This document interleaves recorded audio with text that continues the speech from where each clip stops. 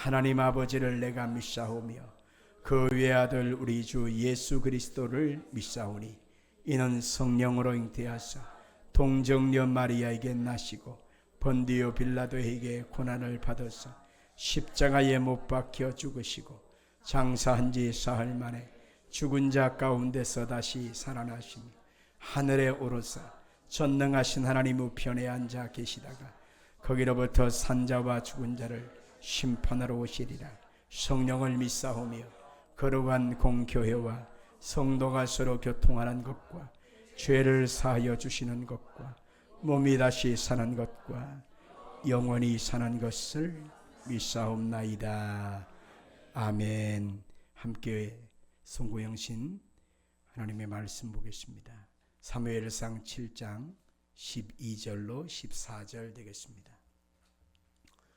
사무엘상 7장 12절로 14절 같이 보겠습니다. 우리 합독하겠습니다. 사무엘이 돌을 취하여 미스바와 센 사이에 세워 이르되 여호와께서 여기까지 우리를 도우셨다 하고 그 이름을 에베네셀이라 하니라. 이에 블레셋 사람들이 굴복하여 다시는 이스라엘 지역 안에 들어오지 못하였으므로 여호와의 손이 사무엘이 사는 날 동안에 블레셋 사람을 막으심에 블레셋 사람들이 이스라엘에게서 빼앗았던 성읍이 에그론부터 가드까지 이스라엘에게 회복되니 이스라엘이 그 사방 지역을 블레셋 사람들의 손에서 도로 찾았고 또 이스라엘과 아모리 사람 사이에 평화가 있었더라. 아멘. 오늘 저녁 저는 송구영신 예배를 통해서 에베네셀이라고 하는 제목으로 말씀을 증거하겠습니다. 같이 합시다. 에베네셀. 오늘 이 자리는 복된 자리입니다. 참 잘 오셨습니다. 옆에 분들에게 우리 한번 인사할까요? 한 해 동안 고생 많으셨습니다. 한 번 더 할까요? 새해에는 좋은 일이 풍성하게 넘치도록 임하시기를 바랍니다. 옆에 분들에게 시작. 좋은 일이 넘치도록 풍성하게 임하기를 바랍니다. 그걸 잊어버리면 안 되지. 이렇게 좋은 얘기인데. 괜찮아요. 다 받으시오, 다 받으시오. 이러면 돼. 새해 마지막, 한 해의 마지막 날 교회에 나오셔서 정말로 송구영신 예배를 드리는 여러분들에게 우리 하나님이 아무리 어려운 조건이지만은 어려운 상황이라 말하지만 하나님의 은혜를 넘치도록 부어주시기를 예수 이름으로 축원합니다. 사람이 마무리를 잘해야 다음 시작도 잘하는 것입니다. 사람의 특징과 기질은 각각 자유지요. 근데 어떤 사람은요, 일은 벌리기는 잘 벌려. 어느 사이에 보니까 이거 했다고 그러고 또 돌아보면 어느 사이에 또 이것도 했다고 그러고. 그런데 그 사람의 약점은 뭐냐? 마무리를 못 지어. 그래가지고 그냥 인생이 그냥 꼬여들고 항상 얽혀있는 사람들이 많이 있습니다. 여러분들 큰 일을 하면 좋지만은 큰 일은 못해도 내가 하고 있는 그 일들을 잘 마무리 짓고 더 커나가고 더 확산돼 나가고 더 잘되는 역사가 있게 되기를 주 이름으로 축원합니다. 자, 우리는 똑같은 시간을 갖고 우리는 살아가지요. 하루에 24시간을 하나님이 공짜로 똑같이 나눠 주었어요. 30일이라고 하는 한 달을 하나님이 똑같이 공짜로 나눠 주었어요. 1년에 365날이라고 하는 시간도 하나님이 똑같이 나누어 주었습니다. 어떤 사람은 기뻐하고 행복하며 열매를 많이 맺는 사람도 있겠지요. 그러나 어떤 사람은 열매는커녕 쪼그라들고 망조가들고 인생이 고달프고 상처와 아픔을 짊어진 채 그렇게 인생을 살아가는 사람도 있다는 것을 알 수가 있는 것이지요. 그래서 우리는 처음이라고 하는 말을 들으면 설렘과 기대감, 상쾌함을 느끼게 됩니다. 흥분된 마음도 들지요. 그러나 마지막 하면 언제나 숙연함과 진지함 그리고 아쉬움과 후회를 하게 되어 있는 것입니다. 오늘 24년도 12월 31일이라고 하는 마지막 날을 보내면서 우리의 마음속에 아쉬움도 있고 후회도 있고 안타까움도 있고 마음속에 여러 가지 형용할 수 없는 감정적인 상처와 얼룩을 가지고 오늘 이 자리에 앉아있는 분도 있을 것입니다. 오늘 여러분들 어떠한 모습으로 왔다 할지라도 여러분들 걱정하지 마십시오. 우리는 하나님 아버지 앞에 와 있습니다. 누구 앞에요? 그 아버지는 누구 아버지요? 내 아버지요. 내 아버지. 하나님 그 아버지는 내 아버지입니다. 2000년 전에 예수님께서 탕자 허랑방탕에서 온갖 못된 짓거리 하다가 다 날려버리고 죄만 짓고 돌아온 그 아들, 누가 보더라도 환영할 수 없고 반겨줄 수 없는 아들이잖아요. 그러니까 그 친형마저도 저런 놈을 끌어안아 주느냐고, 저런 놈을 안아주느냐고 야단을 치고 핀잔을 주었지 않습니까? 그런데 아버지는 뭐라고 그래요? 예, 그렇지 않아. 네 동생은 잃어버렸다가 다시 찾았고 죽었는지 알았는데 살아서 들어왔잖아. 그러니 나는 저 아들을 기뻐하고 즐거워하는 것은 마땅하지 않겠니? 성도 여러분들, 오늘 이 자리에 모여있는 여러분들을 하나님이 그렇게 보신다는 사실을 꼭 기억하길 바랍니다. 옆에 분들에게 다시 한번 잘하셨어요.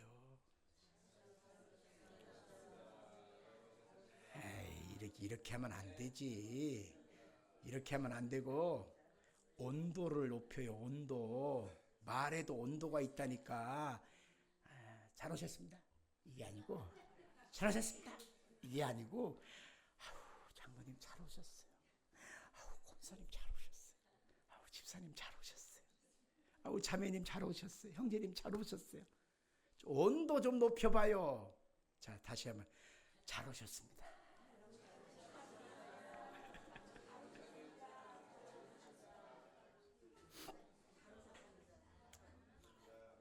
올 한 해를 정리하면서 사자성어를 성경적인 단어로 말한다면 저는 예벤에셀이라고 하는 단어를 가지고 사자성어를 말하고 싶습니다. 예벤에셀이란 뜻이 있습니다. 그것은 도움의 돌이란 뜻이고 하나님이 여기까지 우리를 도우셨다라는 뜻이 있어요. 같이 합시다. 하나님이 여기까지 나를 도우셨다. 그 뜻이 뭐라고요? 예벤에셀이라는 뜻입니다. 우리가 방금 부른 찬송의 가사가 여기서 시작된 것입니다. 하나님이 여기까지 우리를 도와주셨다는 것입니다. 하늘을 돌아보면 말로 형용할 수 없는 일들이 우리에게 스쳐 지나갔지 않습니까? 상처도, 아픔도, 눈물도, 괴로움도, 속상함도, 심지어는 말이에요. 그냥 조용히 놔버리고 가고 싶은 마음이 얼마나 많았겠어요. 말로 형용할 수 없는 고통들이 우리의 마음에 왜 없었습니까? 그런데 하나님이 그 모든 것 중에서도 우리를 붙잡고 계셔서 여기까지 인도해 주시는 하나님, 예벤에셀 하나님이 되어 주셨습니다. 그러니 우리는 하나님 그분 앞에 감사하고 박수 한번 돌려야 됩니다. 하나님 감사합니다. 하나님 감사합니다. 자, 여기까지 우리 한번 생각해 보면 12절에서 에베네셀이라고 하는 말이 조금 나와요. 우리 12절 같이 읽겠습니다. 시작. 사무엘이 온 백성과 함께 미스바와 센사의 돌을 세워 에베네셀이라 불렀고 하나님이 여기까지 우리를 도우셨다. 이렇게 말하고 있습니다. 아멘. 미스바와 센사이에 제단을 쌓고 그리고 거기에 에베네셀이라 부르셨다. 이렇게 말하고 있습니다. 에베네셀이라고 하는 기념회를 세우면서 하나님께서 우리를 여기까지 인도해 주셨다고 하는 사실을 찬양하고 고백하고 인정하고 하나님의 도우심이 없었다면 내가 여기까지 올 수가 없었다는 거죠. 하나님이 역사해 주지 않았다면 여기까지 내가 올 수가 없었다는 거예요. 저만 그럽니까?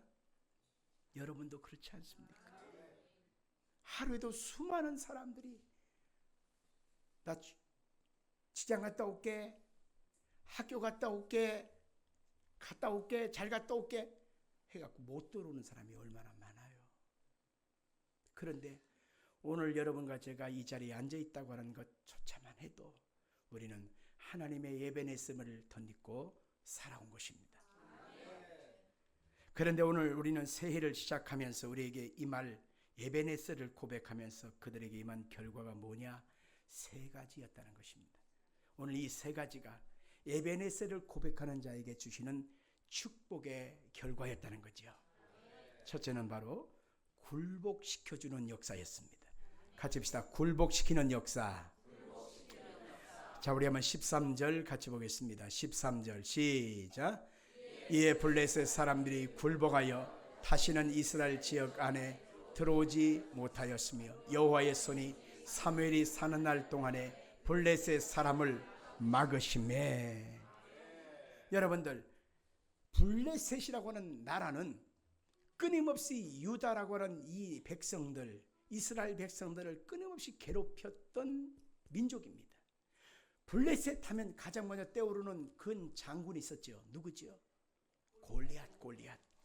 성지순례를 가면요, 이스라엘의 예루살렘 바로 옆에 블레셋 땅이 있어요. 블레셋 땅. 거기서 그 차로 뭐 20분 30분밖에 안 걸립니다. 지금은 다 이제 다 이스라엘 땅이 되었지만 옛날에는 여기서부터 여기까지는 블레셋 땅, 이스라엘 땅 갈라졌습니다. 울타리 하나만 넘어오면 되는 거예요. 끊임없이 와서 갈구치고 괴롭히고 훔쳐가고 뺏어가고 죽이고 너무너무 괴롭히는 민족이 블레셋 백성이었다라고 하는 것입니다. 그런데 하나님 앞에 예배네셀을 고백하는 백성들에게 하나님은 이 블레셋 백성들을 굴복시켜 주셨다는 것입니다. 그리고 다시는 이스라엘 경내에 들어오지 못하도록 막아 주셨다는 것입니다. 여호와의 손이 사무엘의 사는 날 동안에 블레셋 사람을 막아 주셨다는 것입니다. 이것은 바로 영적인 비유로 우리가 해석해 볼 수 있는데요, 이것은 바로 블레셋은 내 영혼을 갉아먹고 내 삶을 도둑질해가고 내 마음의 평강과 기쁨과 소망을 훔쳐가고 가정을 끊임없이 해파하고 내 삶에 끊임없이 고통을 주는 어둠의 영 사마귀를 얘기하는 것입니다. 사마귀가 뭔지 아세요? 모르는 분이 있어 설명합니다. 사탄, 마귀, 귀신의 앞머리만 따서 사마귀라고 그래요. 이 사탄, 마귀, 귀신은 끊임없이 우리 가운데 와서 요한복음 10장 10절에 보니까 도적질하고 죽이고 멸망시키는 일들을 한다는 것입니다. 악한 영들은 끊임없이 가정과 인생과 내 앞길 속에 내 신앙생활 가운데 끊임없이 바로 서지 못하도록 넘어뜨리고 잡아뜨리고 끊임없이 망가지게 하는 것이 악한 영들의 역사인 것입니다. 그런데 하나님께서 역사해 주셔서 이 블레셋 족속들이 더 이상 가까이 하지 못하도록 막아주셨다는 것입니다. 하나님이 그들을 다 굴복시키고 승리를 주셨다는 것입니다. 이것은 어디에서 확인해 볼 수 있습니까? 우리는 예수 그리스도의 십자가의 죽으심과 부활하심을 통해서 우리가 이것이 확인된 것을 알 수가 있는 것입니다. 예수님께서 십자가에 몸을 찢고 피 흘리실 때 죄가 많았습니까? 아닙니다. 그 십자가에서 자신을 내려올 만큼 능력이 없었습니까? 아닙니다. 예수님이 십자가에 고난당하신 것은 하나님과 인간 사이에 막힌 죄의 담을 헐어내고 그 죄의 담을 물리치고 그 십자가에서 자신의 피값으로 다 씻어내기 위하여 대속제물이 되어 주신 것입니다. 바로 그 순간에 악한 마귀의 머리는 짓이겨지고 더 이상 하나님 백성들을 괴롭게 하지 못하도록 힘없게 무장해제를 시켜버리고 만 것입니다. 그러니 하나님의 백성들 속에 예수님과 함께하면, 하나님의 자녀들로서 믿음으로 살아가면 악한 영들은 우리를 괴롭게 하지 못하고 떠나가는 것입니다. 그래서 마가복음 16장 17절에 보니까 믿는 자들에게는 이런 표적이 따르리니 내 이름으로 귀신을 쫓아내고 새 방언을 말하고 뱀을 짚고 무슨 독을 마실지라도 해를 받지 않고 병든 자에게 손을 얹은즉 나으리라. 악한 영들은 더 이상 여러분을 괴롭게 하지 못합니다. 여러분의 인생에 괴롭게 하지 못합니다. 여러분의 자녀들을 손대지 못합니다. 내 인생에 하나님이 지켜주시는데 언제까지? 천국 가는 그날까지, 세상 끝날까지 내가 너와 함께 하리라고 주님이 약속해 주셨기 때문에 여러분 담대함을 갖기를 주 이름으로 축원합니다. 이스라엘의 역사 속에요, 이 하나님의 역사하심을 믿고 나가야 되는데 하나님의 역사하심을 믿지 못하고 다른 데 엉뚱한 데 마음을 두고 살았기에 큰 낭패를 본 적이 있었습니다. 그것이 바로 뭐냐면 블레셋이 쳐들어올 때에 하나님의 전능하심을 믿고 나가야 되는데 그렇지 못하고 어떻게 되냐, 법궤, 하나님이 이스라엘의 백성들에게 언약궤를 모세 시절에 만들게 했잖아요. 이 언약궤 자체는 하나님의 임재의 상징성인데 하나님이라고 하는 본질적인 이 대상을 섬기는 것이 아니라 언약궤만 들고 가면 하나님께서 우리를 지켜주신다, 승리케 한다 라고 하는 어리석은 망상을 생각했습니다. 그래서 블레셋이 쳐들어올 때에 이스라엘 백성들이 하나님, 전능하신 하나님을 전폭적으로 의지하는 것이 아니라 무엇만 들고 나갔느냐? 언약궤만 들고 나갔어요. 자, 묻습니다. 전쟁에서 이겼을까요? 졌을까요? 언약궤만 들고 나갔어요. 전쟁에서 이겼을까요? 졌을까요? 모르겠다.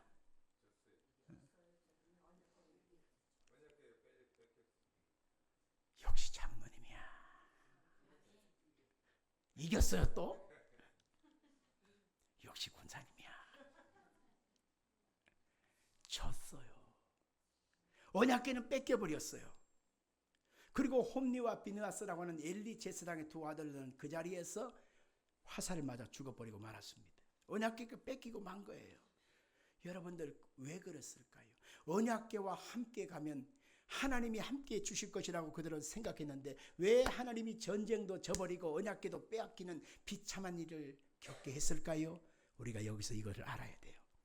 우리가 예수를 믿고 나면 우리가 예수 믿는 것에 대한 상징성들이 많이 생기게 됩니다. 어떤 사람들은요, 예수를 믿는다라고 하는 이 생각이 늘 있기 때문에 목걸이, 십자가 목걸이를 달고 다니고 반지도 십자가를 새겨서 넣기도 하고, 어떤 사람은 집안에다 십자가를 다 걸기도 하고, 어떤 사람은요 그냥 십자가 넥타이도 매기도 하고, 어떤 사람은 찬송과 성경책을 이렇게 베개 대신 잠자리가 뒤숭숭하지 않고 아주 딱 사이즈가 그 사이즈거든.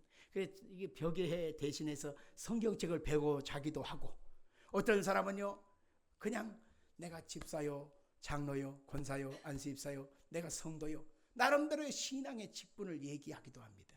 그것은 신앙의 상징성이에요.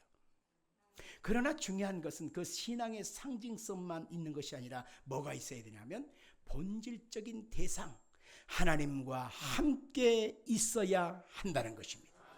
하나님과 함께 있지 아니하면 이것은 크나큰 비극, 슬픔의 결과밖에 없습니다. 하나님이 지켜주지 않아요. 하나님이 지켜주지 않아요. 이걸 우리는 알아야 합니다.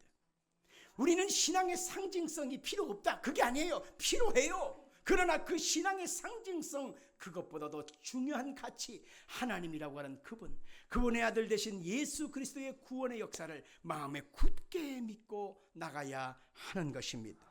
하나님 그분의 인생 속에 하나님의 자녀들 끊임없이 보호하시고 함께 했기를 원하시는데 하나님의 마음을 품지 아니한 채 신앙의 형식만 가지고 나간다면 법궤도 뺏기고 죽임을 당하고 전쟁에서 지고 마는 결과처럼 아무런 열매가 나타나지 않는다는 사실을 알아야 하는 것입니다. 그래서 7장 초반에 보니까 백성들이 미스바로 모입니다. 그리고 자신의 죄를 회개합니다. 그리고 하나님 앞에 다시금 하나님이여 나를 불쌍히 여겨 주옵소서, 하나님이여 다시 돌아오소서, 하나님이여 내 가정에 돌아오소서, 내 인생에 돌아오소서, 우리나라에 하나님 돌아오소서. 이러한 간절함이 회복되어질 그 미스바의 회개의 사건이 있을 때 하나님의 은혜와 긍휼이 임하셔서 블레셋을 이기게 만들어 주신 것입니다. 아멘 할까요? 우리나라 대통령이 탄핵을 당해서 직무정리되고 국무총리도 탄핵을 당해서 직무정지가 되는 비참한 현실을 우리가 지금 목도하고 살아가고 있습니다. 정치적인 발언 여러분들 이해하시고 들어주시길 바라요. 자, 그런데 모르던 사실들이 자꾸 드러나요. 이번에 국무총리가 탄핵에 당했는데 국무총리의 그 부인 대신 얘기가 나오는데, 그 부인 되신 분이 한덕수 국무총리가 박정희 대통령 때부터 시작해서 공무원, 아주 고위직 공무원을 해갖고 지금 뭐 국무총리를 또 하고 또 이번에도 했잖아요. 그래서 살아남은 아주 대단한 인물 이러고 평가를 했거든. 나는 그분 몰랐어요. 근데 그분에 대한 뉴스를 듣고 나서 깜짝 놀랐어요. 그분이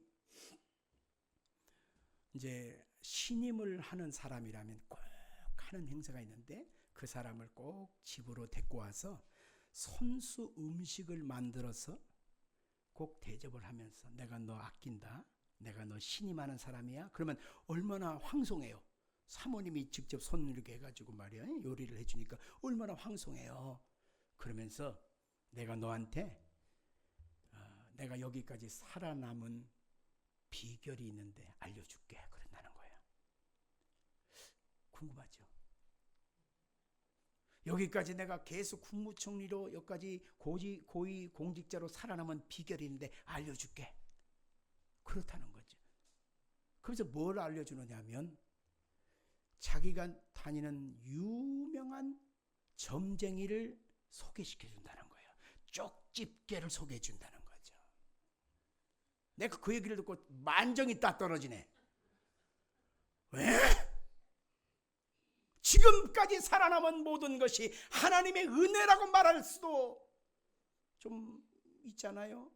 그런데 그 말은커녕 지금까지 내가 살아남은 모든 것은 점쟁이 쪽집게 그 인간 때문이고 그 귀신 때문에 내가 여기까지 살아남았다는 거예요. 오메, 만정이 다 떨어지네. 이게 우리나라의 대한민국의 현실이에요. 대통령도 그렇고 계엄사령관도 그렇고, 우리나라가 지금 여러분들 어디까지 가고 있는지 알고 계세요? 정신을 차려요. 어둠의 영들이 이 땅과 이 민족 속에, 한국 교회 속에 이렇게 엄청나고 치명적인 공격을 해오고 있습니다. 하나님을 섬기면서도 엉뚱한 게 마음을 뺏기고 귀신에 들어올 틈을 보이면서 하나님 믿는다고 말하는 이 안타까운 현실을 우리가 보고 있습니다. 오늘 여러분과 저는 하나님이 에베네셀을 고백하며 미스바라고 하는 이 통의 자리에서 애통해하는 것을 보시고 다시 한번 하나님이 돌아오셔서 블레셋을 막아주셨고 승리를 주신 것을 보면서 이것을 마음에 새겨야 합니다. 아하, 하나님이 지켜주셔야 되는구나, 하나님이 함께해 주셔야 되는구나, 잊지 말기를 주 이름으로 축원합니다. 두 번째는 미스바라고 하는 이 회개의 자리, 에베네셀을 고백하는 이 자리를 통해서 하나님이 주시는 축복이 회복이었다는 것입니다. 14절을 다시 한번 보겠습니다. 블레셋 사람들이 이스라엘에게서 빼앗았던 성읍이 에그론부터 가드까지 이스라엘에게 회복되니 이스라엘이 그 사방 지역을 블레셋 사람들의 찾았고, 아멘. 두 번째는 뭐냐면 도로 찾았다. 이스라엘에게서 하나님이 회복을 명하셨다. 아멘 합시다. 같이 합시다. 회개하면 회복을 주시며 도로 찾게 해주신다. 아멘 합시다. 우리는 간절하게 원합니다. 회복되기를 원합니다.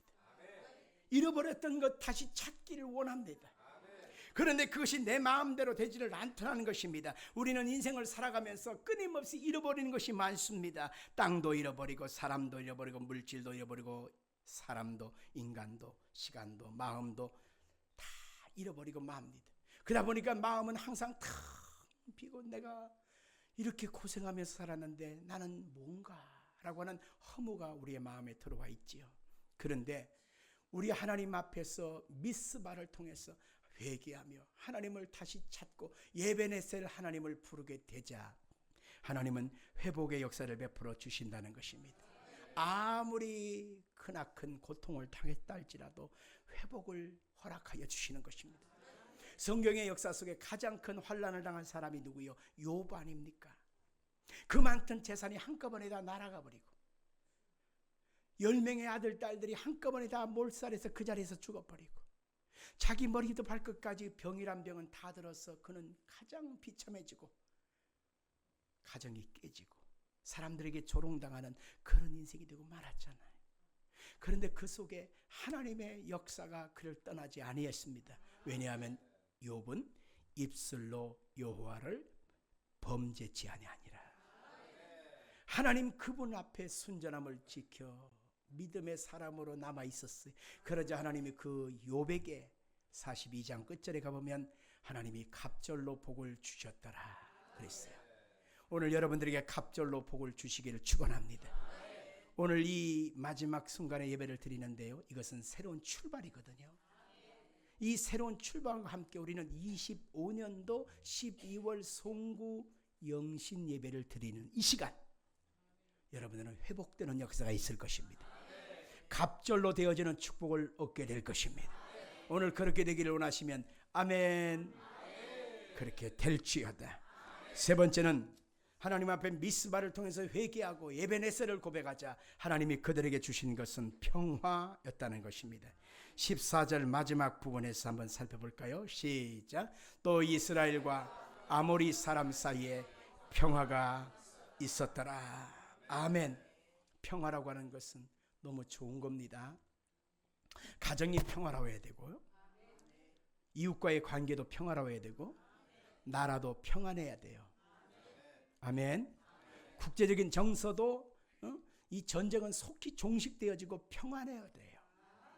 더 중요한 것은 하나님과 나 사이에 평화가 유지돼야 하는 것입니다. 그런데 우리는 눈만 뜨면 전쟁의 소리, 피 튀기는 소리, 사람 죽어가는 소리, 이런 소리를 듣고 살지 않습니까? 북한 땅 김정은 이 애들이 말해요, 흉년 들지, 농사는 안 돼서 자꾸 먹을 것은 없지, 돈은 없지. 그러니까 러시아한테 북한 병사들을 용병으로 팔았잖아요.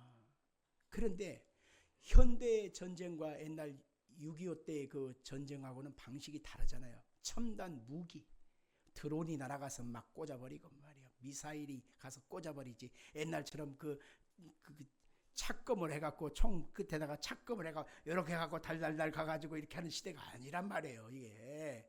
근데 북한 병사들은 아직도 거기에 남아있거든. 1년에 사격 훈련 딱 한 번 있답니다. 실탄 쏴보는 거. 그것도 몇 발. 왜? 총알이 없으니까. 총알이 없으니까 애들이 1년에 몇 번 총알 몇 개 주면서 쏴보래. 그렇게 북한이 가난한 비참한 나라인데, 북한의 병사들이 러시아에 원병으로 가가지고 돈으로 팔려간 거 아니에요. 애들이요 못 먹어서요 50kg 넘는 애들이 별로 없답니다. 50kg면 여성들 몸무게 정도, 아주 가녀른 정도밖에 안 되잖아요. 요즘 웬만한 사람들은 다 70 넘잖아. 우리 웃는 사람은 속이 있지다. 웬만하면 70 다 넘잖아. 그 정도는 돼야 되거든. 근데 남자 몸무게가 50, 그것도 군인들 몸무게가 50이라고 하는 건 얼만큼 못 먹었냐 다 알 수 있지 않습니까? 근데 그 아이들이 잠깐 쉬는 사이에 노트에다가 오만이 보고 싶어요. 오만이 보고 싶어요.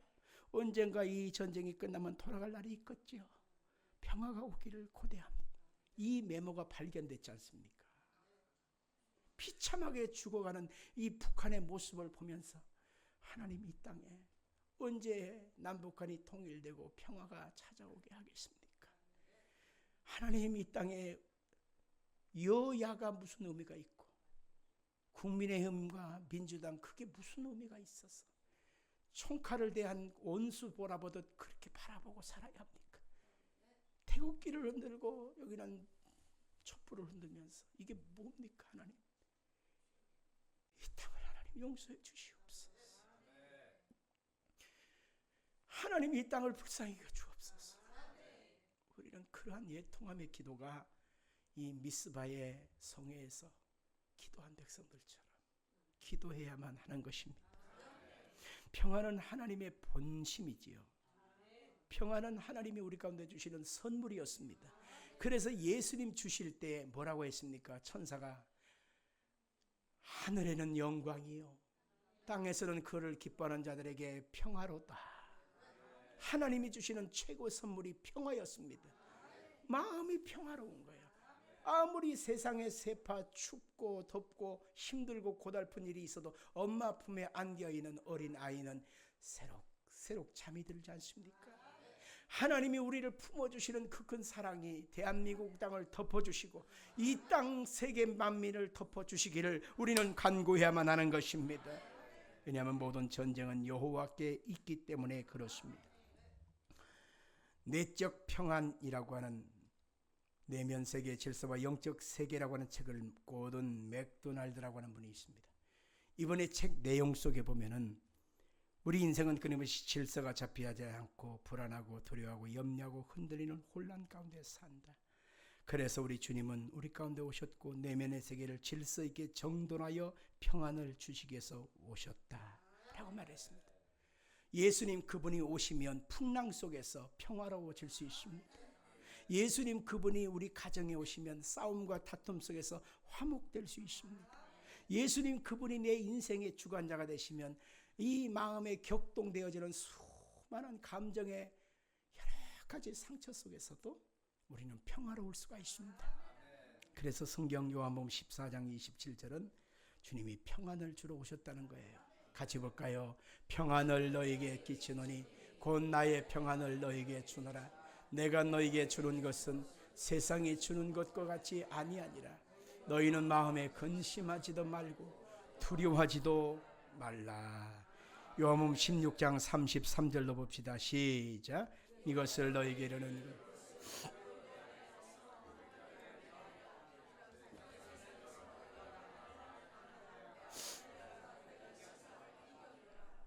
세상에서 너희가 환난을 당하나 담대하라. 내가 세상을 이겼다 말하고 있습니다.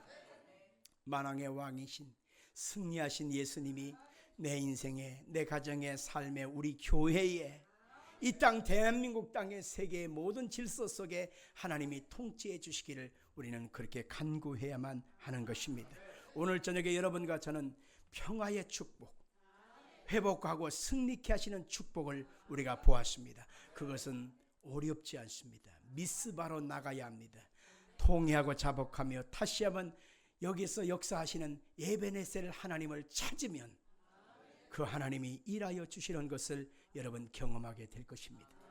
오늘 이 말씀을 받고 우리는 합심해서 기도할 것입니다.